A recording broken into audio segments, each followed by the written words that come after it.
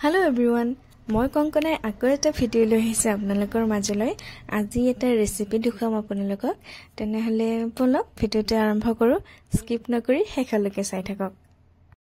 3 2 1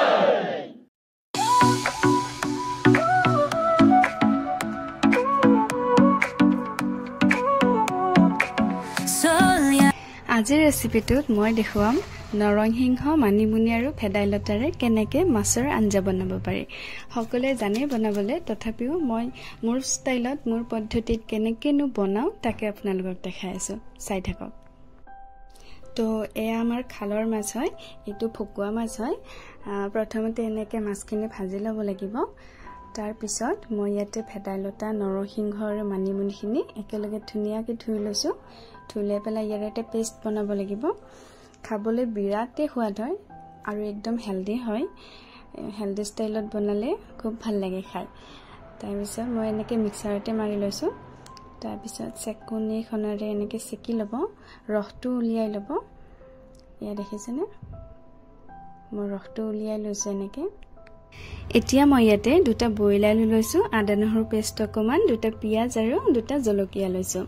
প্ৰথমতে তেলখিনি তেনেকৈ ভাজি ল'ব পিয়াজ দিব আৰু দুটা তেজপাত দিছো মই আৰু শুকান জলকীয়াখিনি এনেকৈ ভাজি লৈছো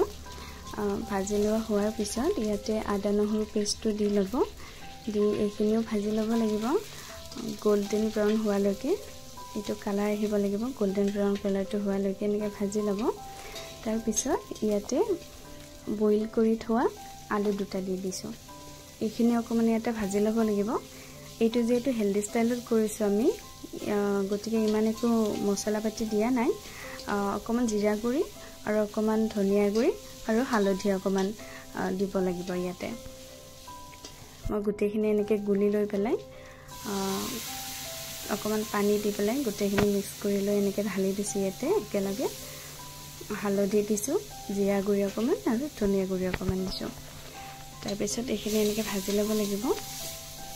বনাই চাব এনেকৈ বনাব হেলদি ষ্টাইলত খাবলৈ খুবেই ভাল হয় তাৰ পিছত ৰসখিনি ইয়াতে ঢালি দিছো গোটেইখিনি এনেকৈ মিক্স কৰি ল'ব আৰু পানী অকমান দিব ইয়াত বেছিকৈ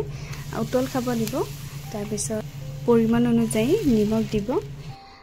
তাৰ পিছত ইয়াতে মাছখিনি পেলাই দিব ভাজি থোৱা মাছখিনি পেলাই দিছো ইয়াতে তাৰ পিছত এয়া আঞ্জা মোৰ হৈ গল ৰেডি